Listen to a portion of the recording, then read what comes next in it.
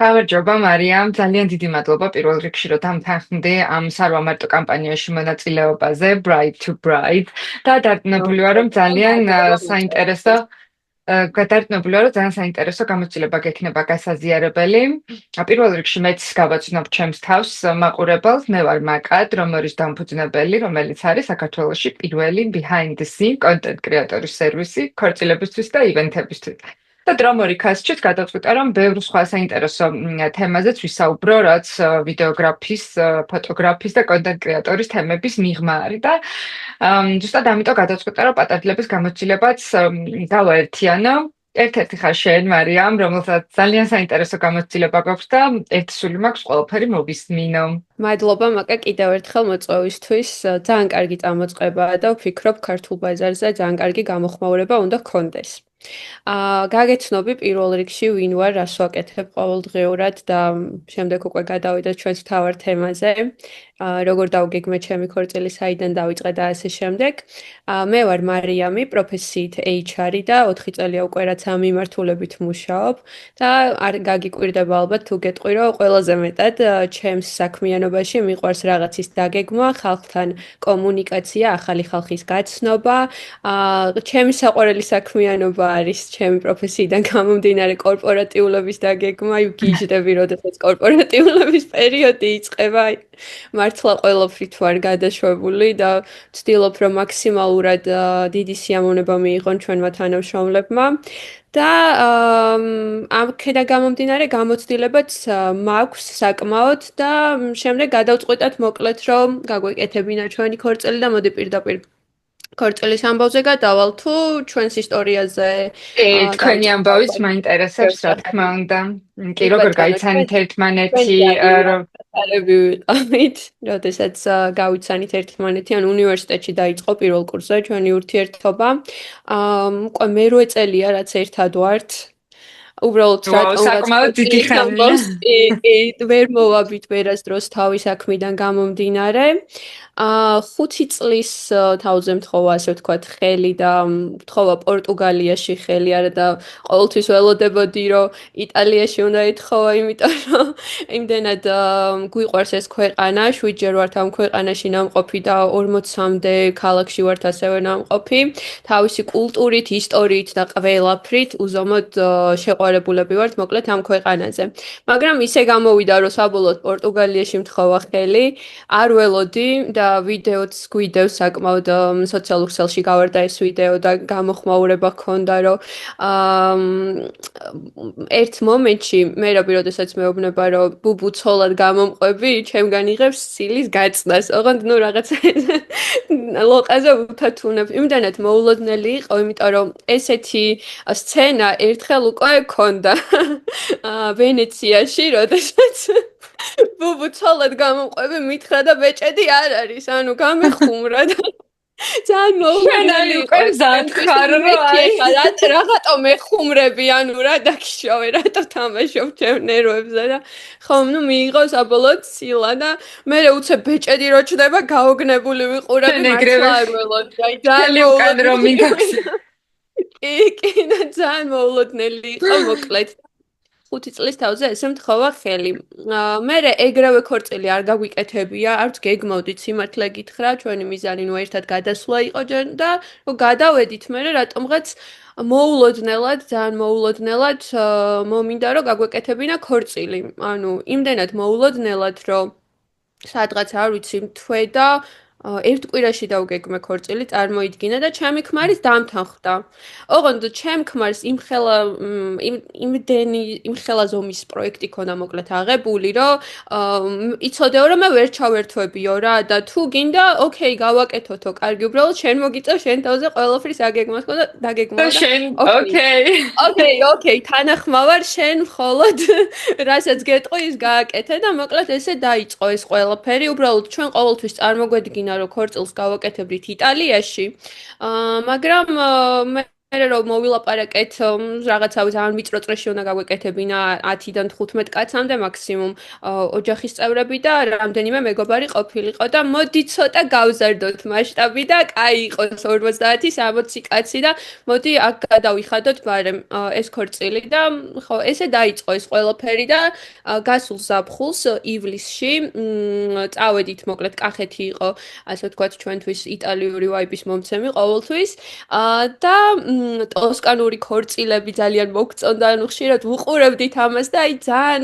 ძალიან ჩვენი იყო ეს ყველაფერი და მით უმეტეს ახლა აი რომ მივდიოდით ხოლმე ამ იტალიაში, სულ რატომღაც იყო შემთხვევები, რომ პატარძალი მინი ფიატი ჩამოივლიდა და რაღაც აი როგორი ჩემი ტიპაჟები იყვნენ, იცი აი ძალიან მიხაროდა ხოლმე ამ ყველაფერს რომ ვუყურებდი და ყოველთვის რაღაცა ვაგროვებდი თითქოს გონებაში, რომ აი ჩემ ქორწილში ეს უნდა იყოს, ჩემ ქორწილში ეს უნდა გაკეთდეს და მოკლედ საბოლოოდ გადავწყვიტეთ, რომ კახეთში გაგვეკეთებინა, შევარჩიეთ რამდენიმე ლოკაცია, ჩავედით და რაღაც ადგილები ამოვარჩიეთ, მაგრამ თითქოს ბოლომდე მაინც არ იყო ის, რაც გვინდოდა ორივეს და შემთხვევით სამი კვირის გახსნილი სასტუმრო აგარანის მამული აღმოვაჩინეთ.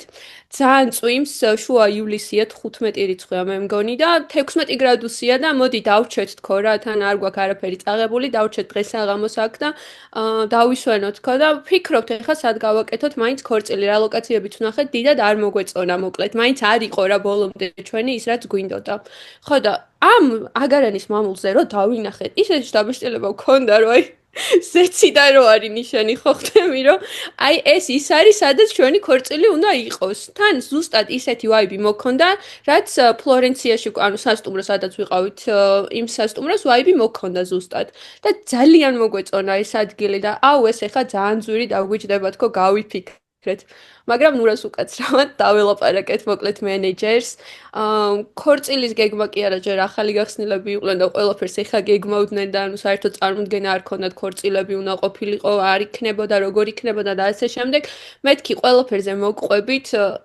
გაწერილი მაქვს 50 კაციანი ქორწილი გეგმა ასე შემდეგ თუ შევთანხმდებით ყველაფერზე დარწმუნებული ვარ რომ ორმაგი სარგებელი გვექნება თქვა რომ ჩემი შეთავაზებით მივედი პირდაპირ ამ სასტუმროსთან და აწიპინტაპი შეგიძლია რომ სხვა ქორწილები აწიპინტაპი შეგიძლია რომ შენივე ქორწილები მანდვე დაორგანიზო მაგათთან ვინც მიმეწყლებს პირდაპირ შენ გავუკეთო ნამდვილად და რაღაცნაირად აი პირველი ქორწილი იყო ჩვენი ამ სასტუმროში და იმდენად დიდი ფიდბექი წამოვიდა რომ ჯერ ხო ყველას ეგონა რომ იტალიაში ვაკეთებდით ქორწილს ანუ ფოტოებიდან გამომდინარეც მე ეგეთი ფიდბექი იყო რომ ეს ხალხი ეგონათ რომ იტალიაში წავიყვანეთ არა და რეალურად იყო ჩვენი საყვარელი კუთხე კახეთი თან ყველაზე საინტერესო ის იყო რომ თაფლობისთვის დრო არ გრჩებოდა და მოდი ახლა დავგეგმეთ მე მალევე ანუ აგარანის მამულის შემდეგ და დაჯავშნის შემდეგ ერთ კვირაში წავედით ისევ იტალიაში მოდი მაგრამ ახლა გვაქვს დრო და თაფლობის თქო გქონდა ჯერ და მე გადავედით ანუ ქორწილის ორგანიზებაზე სრულად დავბრუნდით ქორწილი მოკლედ იტალიიდან და დავიწყეთ ქორწილის ორგანიზება. ფოტოგრაფი, ვიდეოგრაფი ზუსტად ვიცოდი თავიდანვე ვინც უნდა მყოლოდა, იმიტომ რომ ფოტოგრაფთან მქონდა ლიკუნა გაბუნიესთან შეხება და მეთქი ყველაზე კომფორტულია ჩემთვის და ეგრევე ეგ დავჯავშნეთ, ან გამიხარდა რომ თავისუფალი იყო ლიკუნა და კიდევ ერთი ბიჭი ზეუს ვედინგი შეიძლება იცოდე, ну ძალიან წვდებოდა მისი კლიპები და ვფიქრობდი რომ ვაიბით ძალიან ახლოს იყო ჩემთან და ამიტომ ეგრევე ზეუსი დავჯავშნეთ. ხო, ვიდეოგრაფის და არჩევისას და ფოტოგრაფის არჩევისას ძალიან მნიშვნელოვანია, რომ მაგათ ნამუშევრებს როცა ნახულობ, ზუსტად შეგეძლოს იმის წარმოდგენა შენი ქორწილი როგორ შეიძლება რომ ამ ადამიანმა გადაიღოს. და ემოციურად მართლა როცა გვწვდება, მაგ შემთხვევაში უფრო არის იმის შანსი და რა თქმა უნდა იზრდება მაგის შანსი, რომ უფრო კარგი ურთიერთობა შედგეს თქვენ შორის და მართლა ზუსტად ისეთი ვიდეოკლიპი მიიღო და არა უბრალოდ ესთეტიურად მოგწონდეს, ანუ ემოციასაც აუცილებლად უნდა აღგიძრავდეს და მაგ ნაწილში მგონია რომ ძალიან სწორად მივდექი. კი, ნამდვილად ძალიან მეგობრულები იყვნენ და იმ დღეს ძალიან დიდი მხარდაჭერა ვიგრძენი ამ ორი ადამიანისგან. გარდა იმისა, რომ პროფესიონალები არიან, ადამიანობის კუთხითაც ვფიქრობ, რომ ძალიან კარგი ადამიანები არიან და ეს ქორწილის დღეს ვიგრძენი ორივეს მხრიდან.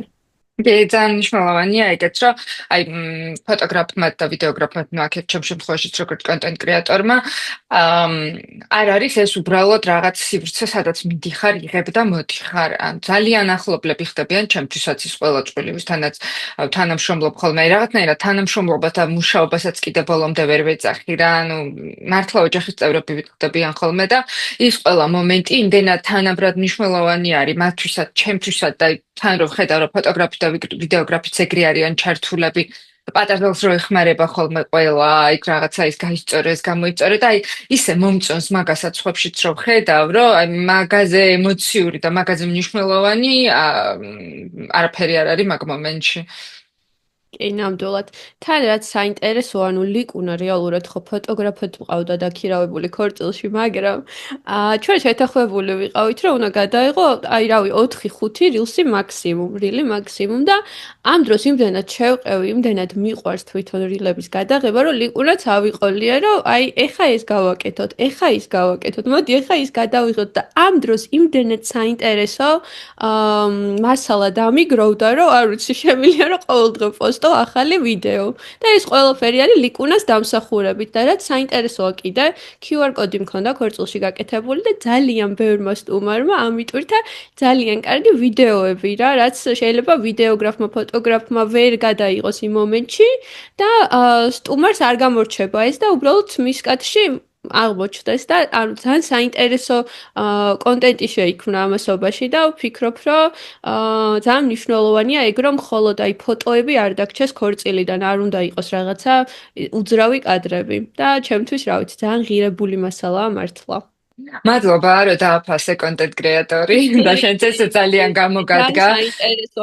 სხვათა შორის მე შენ შესახებ მაგ დროს არ ვიცოდი, მაკა და უცნაურია ხო, იმიტომ რომ დრომორი იდეაში პირველი იყო, ვინც საქართველოში ესე კონცენტრირებულად ქორწილების და ღონისძიებების მიმართულებით გადაწყვიტა კონტენტ კრეატორის სერვისის შემოტანა. და ნუ ძალიან მიხარია, რა თქმა უნდა, რომ სხვებმაც დაინახეს ეს, სხვებმაც გადაწყვიტეს, კონტენტ კრეატორები, რა თქმა უნდა, აქამდეც იყვნენ და მერეც იქნებიან და ეს არ არის რაღაც ახალი, თუმცა აი კონკრეტულად ქორწილში რომ ეს გახდება ახალი საჭიროება, ეგ ნაწილი ძალიან მომწონს, რომ სხვებმაც შეამჩნიეს და სხვებმაც დაიწყეს და მოინდომეს, იმიტომ რომ ფოტოგრაფი და ვიდეოგრაფი შორის მართლა ძალიან ბევრი სივრცე რჩება, აი შენ თვითონაც როგორც პატარძალი, აი ვიდეოგრაფმა ჩაგაბარა მასალა, ფოტოგრაფმა ჩაგაბარა მასალა, ლიკუნამაც ჩაგაბარა კონტენტ კრეატორის მასალა, სტუმრებმა ცალკე და საბოლოო ჯამში რამდენი კუთხიდან შეიკრა შენი ქორწილი, რომელიც აი მარტო ფოტოგრაფის და ვიდეოგრაფის ყოველ შემთხვევაში, ხშირ შემთხვევაში საკმარისი საერთოდ არ არის ხოლმე. კი, ნამდვილად ესეა და ვფიქრობ, რომ კონტენტ კრეატორი ცალკე უნდა ყავდეს ქორწილში, რომ იქ კიდე ფოტოგრაფს ფის მასალას არ თავისი დააკლდეს. საქმე აქვს, კი. თავისი საქმე ყავდეს, კი, ნამდვილად. ნამდვილად ეგ ეგრეა. ეგრეა. ანუ ეს კონტენტ კრეატორი ახლა რეალურად იღებს რეალურ ემოციებს. ბევრი ვიდეო გვიდევს, მაგალითად დედა ჩემის და ჩემი ძაღლის, აი როგორ ნერვიულობ. ნახე ეგ ვიდეოები ყველა ნახე. აი ძაღლიც რო ნერვიულობს დაჟე. ანუ ეგ ყველა ეს არ იყო არაფერი დადგმული, ეს იყო სრულიად რეალური ემოციები. და მაგას ახლა ვერავინ ვერ გადაიღებს, ჩემდა ქალებს თავში გაჭირვება ქონდათ, იცოდნენ, რაღაცა ემზადებოდნენ, ამ დროს გვეჩქარება ყველას და ეს ყველაფერი რომ გადაიღეს რეალურად იყო, რა ვიცი, ძალიან დიდი, ანუ ბედნიერება და პლუსი ალბათ რა, რომ ეგ რჩება, რეალური კადრები რჩება და დღემდე რომ ვუყურებთ რაღაცნაირად ამაღელვებელია და ხო წარმომიდგენია წლების მერე რამდენად ღირებული მასალა იქნება ჩემთვის კიდევ უფრო მეტად. და მე ეგ დეტალები კიდე უფრო ნაკლებად გახსოვს და ეგეთი ბუნებრივი კადრები უფრო რეალურად გაბრუნებს იმ მოგონებაში და მაგიტომ მართლა ან მე სადაც არ უნდა წავიდე ხოლმე ყველგან ყოველთვის ყველაფერს ვიღებ ჩემთვის გულისხმობ რა აი პირადად რა მოგზაურობაში მეგობრებთან სხვადასხვა სიტუაციებში ფოტო იქნება თუ ვიდეო ყოველთვის ვინახავ ყველაფერს და მაგაზე ღირებული ძალიან ცოტა რამე არის იმიტომ რომ აი არ მახსოვს კი ვიწერ ყველაფერს და ჟურნალინგსაც ვაკეთებ და წერ ყოველდღიურად ყველაფერს, მაგრამ აი მაინც ფოტოს და ვიდეოს რა ღირებულებაც აქვს, მაგას ვერ დაუდგება ბევრი რაღაცა გვერდით. ნამდვილად ასეა გეთანხმები. ეხლა მითხრა მაინტერესებს. აი ქორწილი დაგეგმე ძალიან მალე. ძალიან ცოტა პატარა ვადაში და აი ყველაზე დიდი სირთულეები ამ შემთხვევაში რა იყო და როგორ გადაალახე? ყველაზე დიდი სირთულეები იყო პირველ რიგში მეიქაპ არტისტი და თმა, ვინც მინდოდა, ანუ ვისთანაც აქამდე მქონოდა შეხება, ყველა დაჯავშნილი იყო. მმ. ეგ როდესაც ძალიან მცირე ვადები გაქვს, რამდენიმე თვით ადრე უნდა დაიწყო, ალბათ ფიქრობ ეს არის ყველაზე ელემენტარული, რომ რავი, მინიმუმ 3-დან 6 თვის ვადით ადრე მაინც დაჯავშნო. იმიტომ რომ საუკეთესოები ვინც არიან ზოგადად პროფესიონალები, ყველა დაჯავშნილია და ეს ჩემთვის იყო ცოტა სტრესული, რომ ვერ ავარჩიე ის, ვინც მინდოდა. ნუ მმ. საბოლოო ჯამში ძალიან კარგი გოგო მყავდა, მაგრამ ისიც დაჯავშნილი იყო. წარმოიდგინე, მე ხო კახეთში მქონდა ქორწილი და დილის 7 საათზე თბილისში პატარძალი ყავდა. და მმ. 9-ზე რომ მორჩა, ჩამოვიდა 11-ზე. შესაბამისად მომიწია გვიან დაწყება დღის 11 საათზე და ეს შესაბამისად იმას ანუ შესაბამისად ძალიან ცუდი ის იყო, რა ქვია, დასაწყისი 11 საათი, როდესაც გვიან იწყებ. ჯობია რომ ადრე დაიწყო დღე. ჩემ შემთხვევაში სამწუხაროდ ესე მოხდა. მაგრამ მმ. ნუ თქვენ თავიდანვე კახეთში მაგ ლოკაციაზე დაიწყეთ ხო დილიდან? კი, დილიდან, ანუ მე, ჩემი მეუღლე და ჩემი დაქალები ვიყავით წინა დღეს ჩასულები აგარანის მამულში და შესაბამისად უკვე გამზადებულები ვიყავით, როდესაც მოვიდნენ ფოტოგრაფი, ვიდეოგრაფი და მეიქაპი და თმა. ასე ვთქვათ. გასაგები. მაგის გარდა სხვა ისეთი გახსენდება რამე თვითონ ან ქორწილის დღეს, კი, ან წინა მაგალითად. დღეებში, ან დაგეგმვის პერიოდში. კი, კაბაც ძალიან სტრესული იყო, მე მინდოდა რომ შემეკერა და ერთი კვირის ვადაში შევკერეთ, წარმოიდგინე კაბა და ეხლა სხვა ვენდორებსაც არ ეცალათ, სხვა კაბის მაღაზიებსაც არ ეცალათ, ვისთანაც მინდოდა შეკვეთა რეალურად. მმ. დაგეგმვის პროცესში ისეთი სხვა თითქმის ყველაფერი დავჯავშნე, რაც მჭირდებოდა. ძალიან კარგად წავიდა დაგეგმვის პროცესი, არ გამჭირვები, იმიტომ რომ როგორც გითხარი, გამოცდილება მქონდა უკვე რაღაცა ივენთების მიმართულებით და ძალიან დარწმუნებული ვიყავი საკუთარ თავშიც და ვიცოდი, რომ გამომივიდოდა ეგ ყველაფერი. მაგრამ გადავიდათ ახლა უშუალოდ ქორწილის დღეს, აი ქორწილის დღეს უბრალოდ წინა საღამოს, ხო ესეთი თავდაჯერებული პატარძალი ვიყავი, რომ ყველაფერი დაგეგმილი მაქვს, გაწერილი მაქვს და ხო ვიცოდი, რომ ზუსტად ყველაფერი ძალიან მაგრად იქნებოდა. ქორწილის ღამეს ვერ დავიძინე.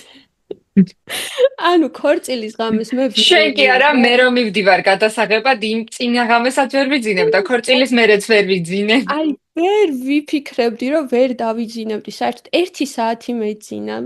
1 საათი მეძინა და ეს იყო რაღაცა, აი, არ ვიცი. იმ 1 საათში ტვინში ხდებოდა ის როგორ ჩამოვა, ეს როგორ ჩამოვა, ის ამას როგორ იზამს, ეს როგორ მოხდება.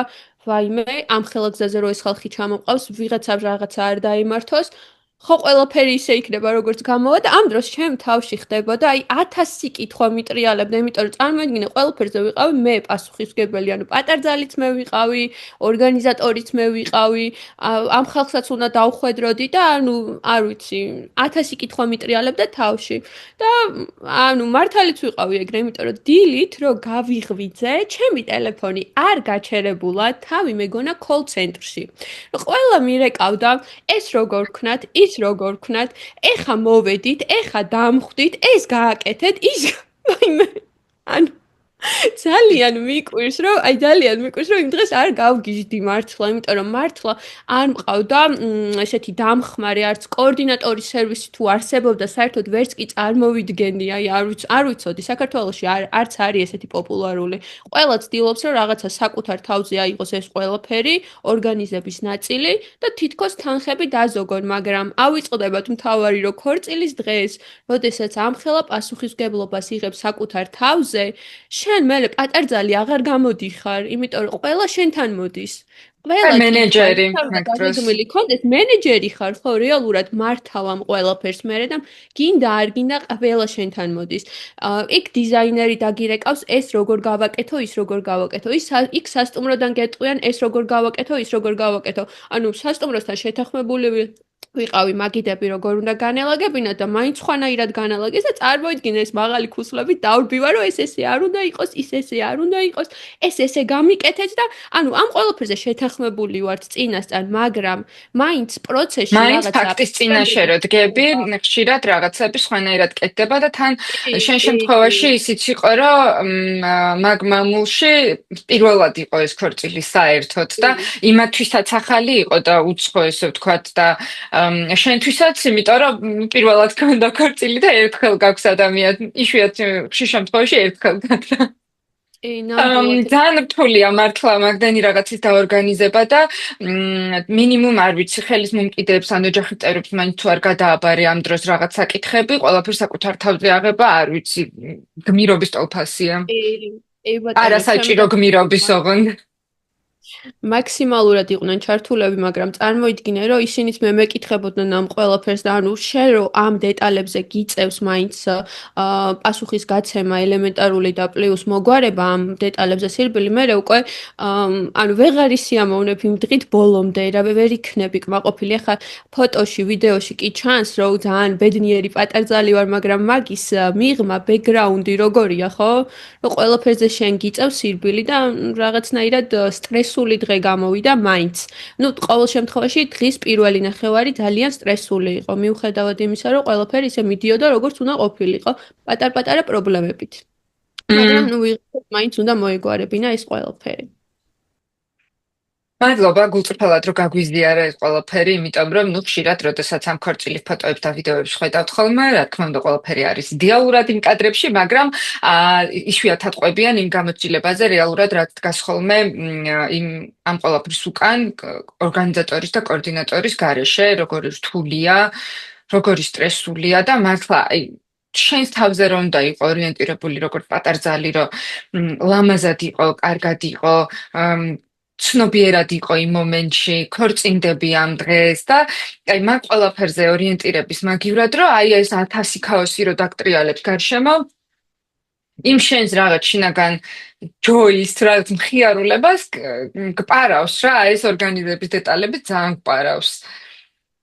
თუმცა ხო, აი, რაღაცნაირად მაინც ბევრი იღებს თავის თავზე, ხო, ორგანიზატორის და კოორდინატორის სერვისი მაინც ასე თუ ისე გვაქვს და მრავალფეროვნება არის ამ ამბავში, თუმცა ისე არ არის მიღებული ჯერ მაგაში გეთანხმები, რომ აი პატარზალმა თქვას, რომ აი პირველი ხარჯი მე მაგაში უნდა გავიღო და ჩემით არ გავაკეთო.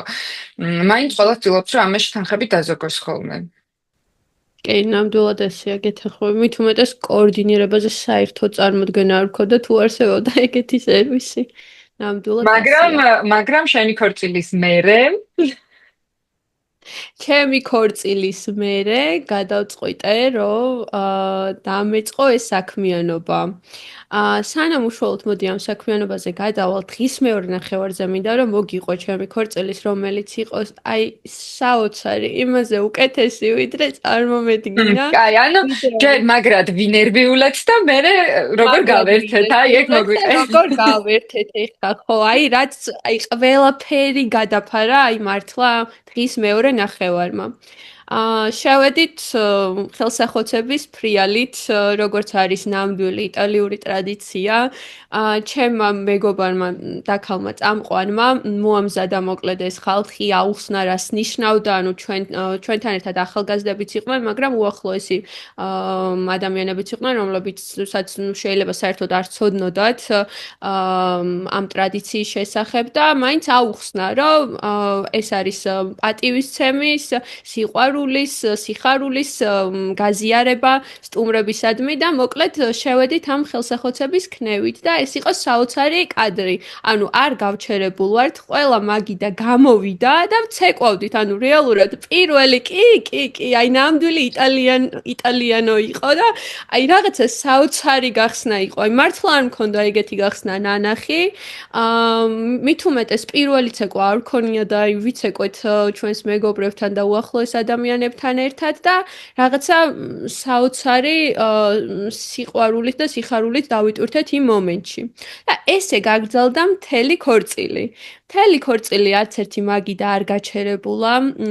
იტალიურ მუსიკებზე მოკლედ ცეკვავდნენ, მხიარულობდნენ. ტირამისუ ქონდა ასევე ძალიან საადა ტორტი. რასაც ასევე გამოხმაურება მოყვა მოკლედ ხალხის მიერ ძალიან ესეთი კარგი კომენტარებიც მივიღეთ და ცუდიც რომ ტორტის დაჭრა თითებით ტორტის დაჭრა თითებით ანუ ჭიქებით აღებამ შეცვალა და ანუ ზოგი არაესთეტიურად თვლიდა რომ ესე ჭიქებით ჩვენ თვითონ გაუმზადეთ ჩვენს სტუმრებს ეს ტორტი და ასე შემდეგ და კომენტარები იყო როგორც დადებითი ასევე უარყოფითი, მაგრამ ცოტა იყო ეს, ძალიან ცოტა. ამიტომ რომ მაინც ახალი იყო და ამ ვიდეოსაც, რა ვიცი, სოციალურ ქსელებში 9 მილიონზე მეტი ნახვა აქვს და მაინც ფიქრობ, რომ კარგია რა სიახლე შემოტანა.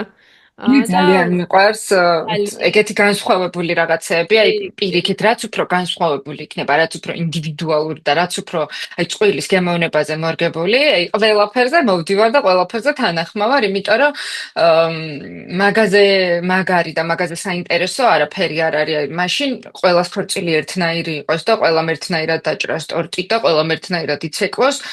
არაფერი აღარ რჩება ისეთი ინდივიდუალური და თქვენ რაც გიყვარდათ ზუსტად ისე უნდა გაიკეთებინათ და თქვენ სტუმრებსაც სულ რომ ვინმეს არ მოწონებოდა მაინც მოყოლაფრის ნაწილი უნდა ყოფილიყო.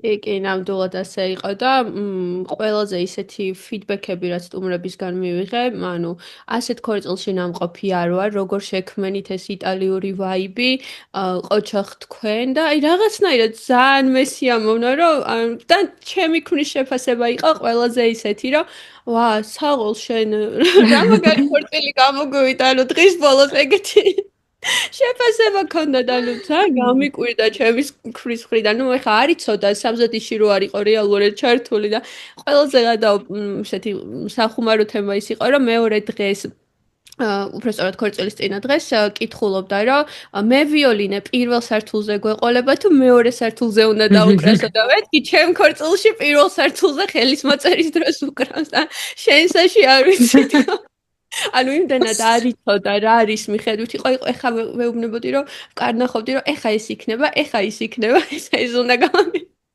ნუ ისიც ვერ მოახერხეთ რომ თქვა წინა დღით ან ორი დღით ადრე გაგევლოთ მთელი გეგმა და ცოდნა და ზუსტად რას როგორ აკეთებთ? იცი როგორ იყო ძალიან მნიშვნელოვან პროექტზე მუშაობდა და მისი ტანსაცმელიც ერთი კვირით ადრე ვიყიდეთ პალეკარტეში სიძის ტანსაცმელი მოკლედ ანუ წინა დღეს რაღაცეები კი ვუთხარი ყველაფერი, მაგრამ იქ გადარბენაზე ვიყავით, იქ რაღაცეები უნდა აგვეღო წინა დღეს და მოკლედ. საბოლოო ჯამში სიძაც სტუმრად იყო და მაგრად გაერთო. ძალიან გაერთო და ანუ დედამისის რეაქცია იყო ეხლა ჩემი დედამთილის რომ მერაბი მე ესეთი არ მოხსოვსო ანუ ამდენი რო ეცეკოსო რაღაცა და როგორ მოახერხეო და შენ აიყოლიეო და ერთი ვიდეო გოქს კამზე რო ცეკოთ ამ ხელსაყოთებით და ანუ მე რამდენად სერიოზული ტიპია.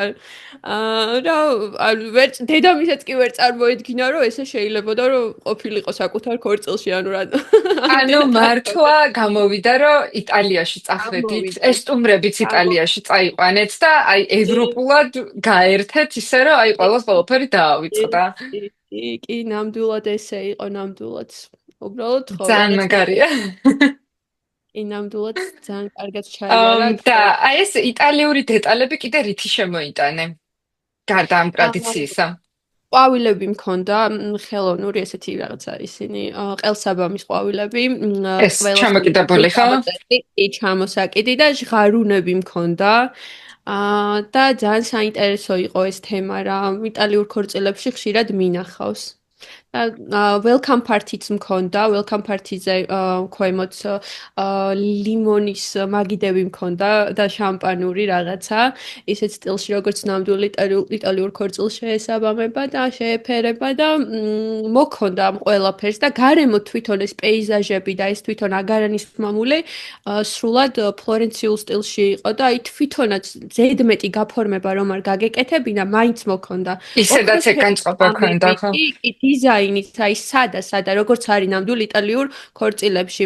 ოქროს ფერის კამები, თეთრი ვარდები, სანთლები და უკვე იტალიური ვაიბი მოაქვს და რა თქმა უნდა მუსიკა სულ იტალიური პირითადად.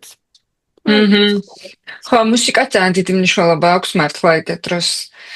ნამდვილად და და მომღერალი ყავდა ძალიან მაგარი გოგო და საქსაფონი რაღაცა სასწაული იყო.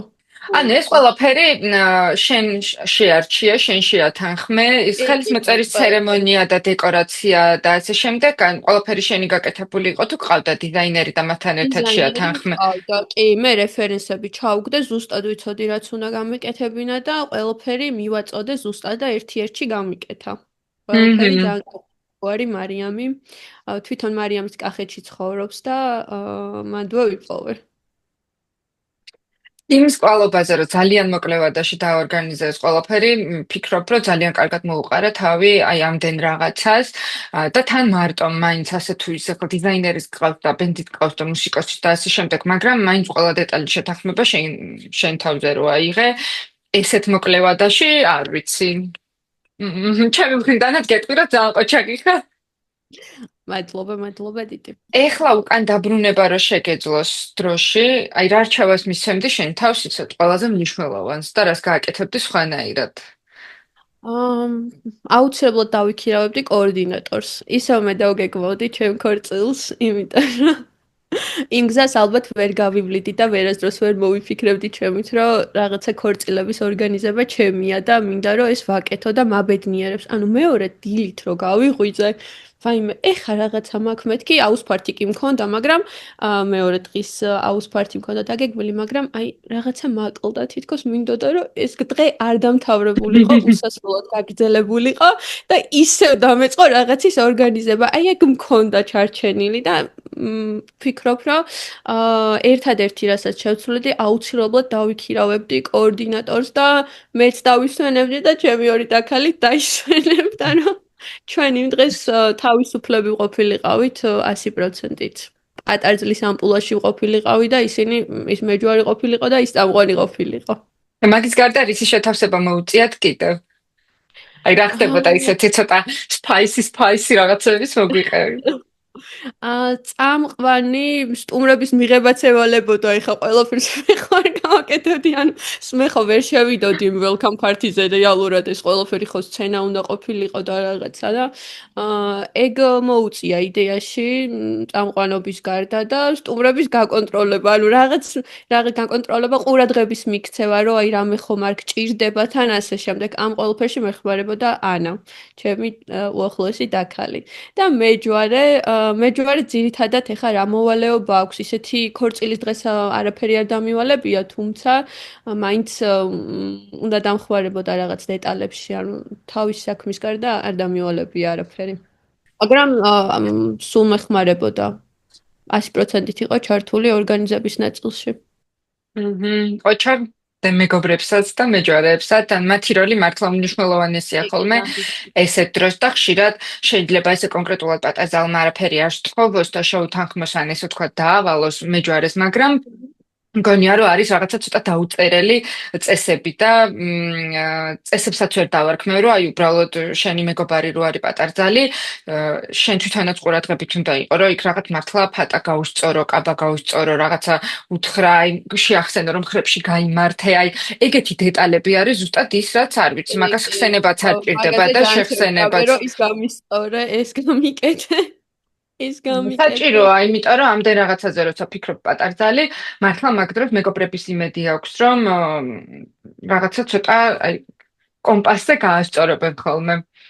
აი დამხმარე ჩანთაც ქონდა მომზადებული, იმიტომ რომ ძალიან მნიშვნელოვანია ამ დროს, აი უმნიშვნელოვანესია ქონდეს ყველაფერი პატარძლისთვის, მაგრატელი, ნემსი, ძაფი, რა ვიცი, თმისამაგრი, რაღაცა პუდრი, გასასწორებლად მაკიაჟის ფუნჯი, პომადა და ესეთი რაღაცები ყველაფერი უნდა ქონდეს მეჯვარეს, ვფიქრობ, ერთ-ერთი მთავარი მოვალეობაა მეჯვარის ქორწილის დღეს.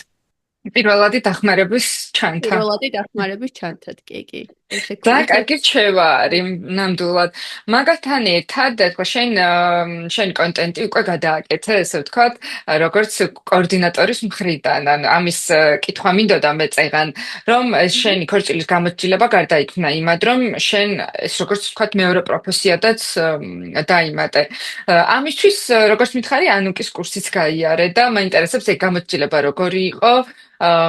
და შენს კონტენტში ეხლა ძალიან ეხმარები პატარძლებს, აძლევ რჩევებს შენ გამოცდილებიდანაც და უკვე ზოგადად მიღებული ცოდნიდანაც და ჯერ ის გითხარი, როგორ მოუყარე თავი ამ ყველაფერს, რომ აი საბოლოოდ თქვი, რომ აი მოდი მე ეხლა ვიქნები კოორდინატორი და შემდეგ უკვე გადავიდეთ იმ მნიშვნელოვან რჩევებზე, რასაც შენი კონტენტიდან აძლევ პატარძლებს და ამ ჩანაწერშიც მინდა რომ რამდენიმე მნიშვნელოვანი რჩევა იმ გოგოებს გავუზიაროთ, ვინც ახლა გვისმენენ. კი ბატონო. ძალიან საინტერესო კითხვა და ნუ ძალიან საინტერესოდ მოხდა ეს ყველაფერი. რომ არა ალბათ ჩემი სტუმრების ესეთი დადებითი ფიდბექები და ესეთი სასიამოვნო შეფასებები და რომ არა სოცქსელებში ჩემი გვერდების აფეთქება, ალბათ იმხელა გამბედაობა არ მექნებოდა, რომ სხვისი ქორწილის ორგანიზება და თუნდაც კოორდინირებაზე მეფიქრა. მეორე დღეს, მეორე თუ მესამე დღეს დავიწყე უკვე კონტენტის დადება და არ ველოდი რომ მართლა ამხელა გამოხმაურება მოყვებოდა და პირველი ვიდეო დავდე რაღაც ესეთი მადლობას უხდიდი ყველას და მე მივყევი უკვე და 7 რჩევა პატარძალს 3 შეცდომა რაც დაუშვი არატერიალურად რამდენი შეცდომა დაუშვი ხო და ამ ყველაფერს იმხელა გამოხმაურება მოყვა თითქოს ანუ დამჭა საბეჭდილება რომ პატარძლებსაც სხვა პატარძლებსაც ეს პრობლემები აქვთ ყველას ალბათ გარშემო და პლუს ნაკლებობა იყო გაზიარების ანუ ყველა მართლა ამ დღეს აზიარებს მხოლოდ დადებით კომენტარებს, მხოლოდ რამხელა დადებითი ემოცია მოიტანა ამ ქორწილმა და ამ დროს რეალურად უკან ბექგრაუნდი არ ჩანს და ფიქრობდი რომ ძალიან საჭირო აღმოჩნდა ჩემი კონტენტი ამ პატარძლებისთვის, ვინც თავად გეგმავდნენ ხო რეალურად ქორწილებს და არ ყავდათ არც კოორდინატორი და არც ორგანიზატორი და მათთვის ეს ორგანიზების ნაწილიც ასე ვთქვათ ორგანიზატორის დაქირავებაც ფუფუნება იყო. და ამ ყველაფრის მერე ამ ყველაფერმა მომცა ბიძგი რომ მოდი რატომაც არა ვწდი და დავიწყებ ამ საქმიანობას თან ეს ძალიან მაბედნიერებს აი რაღაცნაირი გეფი დამჭა ჩემი ქორწილის მერე რომ კიდე მინდოდა გამეკეთები და ვიღაცის ქორწილი და ჩემ და ქალს ვეუბნებოდი მალევე სთხოვეს ხელი და მეთქი მოდი ახლა დავიწყოთ შენი ქორწილის ორგანიზება თორე ვერ ვისვენებ ძალიან მინდა რომ გავაკეთოთ და მოკლედ მე გავიარე დეკემბერში ანუკის კურსიც ამ ჩემი კონტენტის პარალელურად გავიარე ანუკის კურსიც და ანუკის თითოეულ ლექციას მინიმუმ 5 საათი ვისყედით ხოლმე და გაგიკვირდება და ჩემ ქორწილს განვიხილავთ ძალიან დიდ ხანს იმიტომ რომ ხო ანუ რეალურად გავაშიშვლე გამოვიტანე ის დეტალები რა როგორ უნდა ყოფილიყო და რა როგორ არ უნდა ყოფილიყო და იმდენად გვიგრძელდებოდა ეს თემა ანუკის საუბრის პარალელურად რომ ანუ არ ვიცი ღამის 12 პირველ საათზე ვამთავრებდით ხოლმე ამ ლექციებს რაც ქონდა და ძალიან ნაყოფიერი აღმოჩნდა ჩემთვის ანუკის კურსი ვფიქრობ რომ საქართველოში და ასევე უცხოურ ანუ რა ვიცი უცხოურ ბაზარზეც აი არ ვიცი ძალიან უმაგრესი გოგოა მართლა და თავისი საქმის ზე პროფესიონალია და აი არ ვიცი ბევრი ანუკი ვიდა რომ ყავდა საქართველოში იმდენად მაგარი გოგოა და იმ ხელა მუხტი მომცა ანუკის კურსმა რომ ანუ ძალიან დავიმუხტე და აქტიურად შევუდექი ჩემ კონტენტს პატარ-პატარა შეკვეთებიც მაქვს უკვე ამ მიმართულებით ავიღე კოორდინირების და იქ ორგანიზების ნაწილშიც და ეს მხოლოდ დასაწყისია ვფიქრობ. ძალიან მაგარი ამბავია მართლა აი ხო სარვა მარტო კამპანიისთვის არის და როგორი empowering და გამაძლიერებელი არის მართლა რომ ერთი ამბავი როგორ მცირე დროში დაგეგმე მთელი ქორწილი მარტომ მერე ის შენი კონტენტი როგორ სწორად გამოიყენე და აქაც პატარა რეკლამას გავუკეთებ ისევ კონტენტ კრეატორს, რამდენად მნიშვნელოვანია ამ დროს, რომ ესეთი უბრალოდ ჩვეულებრივი მომენტები და კადრები გქონდეს, რომ თუნდაც მე ამ შენივე გაკეთებული ვიდეოებით პატარძალი თვითონ რო აწყობს, უცებ შეიძლება ისე გაგივარდეს, იმდენმა ადამიანმა ნახოს, აი ერთ-ერთ ინტერვიუში ეკეთა ბაღაშვილთან რომ მქონდა ჩაწერა, მან დამბობდა ზუსტად მაგასაც, რომ უცებ ისე შეიძლება გაგივარდეს ეს კონტენტი, რომ ან მე კონტენტ კრეატორი გახდე მაგის გამო, ჩვენ თვითონ ან ინფლუენსერი, ან შენ შემთხვევაში საერთოდ სხვა პროფესია შეიძინე და დამატებით კიდე ბევრ რაღაცას გაძლევს, ვიდრე უბრალოდ მოგონებები არის და მიხარია, რომ შენ შემთხვევაში ისე მიეწყო ყველაფერი, რომ აი ესე წავიდა შენი გზა. მესამე ნაწილი ის არის, რომ ანუ კი მართლა სუპერპროფესიონალია ამ ყველაფერში და მიხარია, რომ პირველი ინტერვიუ დრომერი კასტისთვის მასთან ერთად ჩავწერე და იქაც ძალიან კარგად ჩანს რატომ არის მნიშვნელოვანი ორგანიზატორის ყოლა, თუნდაც კოორდინატორის, რომ აი უბრალოდ ადამიანი გყავდეს გვერდით, ვინც ამ დროს აი ცირო გეიმედება და შენს მაგივრად ისე მოაგვარებს რაღაცებს, რომ შენამდე შეიძლება არც მოვიდეს ეს და მართლა პატარძალი იყო ამ დღეს თავიდან ბოლომდე.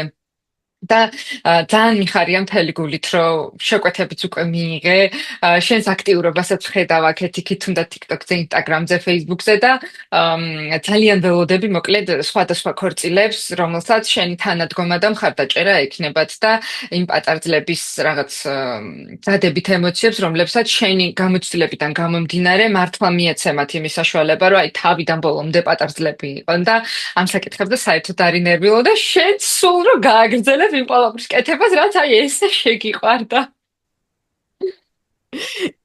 კი, ნამდვილად ასე, აი მართლა ძალიან მაბედნიერებს ეს სფერო, აი არ ვიცი, იმდენად მუხტავს დადებითად და რაღაცნაირად ესეთი მოუსვენარი ტიპაჟურად, რომ აი ერთ ადგილას გაჩერება არ შემიძლია და ვფიქრობ, რომ რაღაცა საოფისე სფეროდან უნდა გადმოვინაცვლო ამ სფეროში. 100%-ით მინდა რომ ჩემი თავი აქ წავედით გადმოვიყო. ქორწილებში.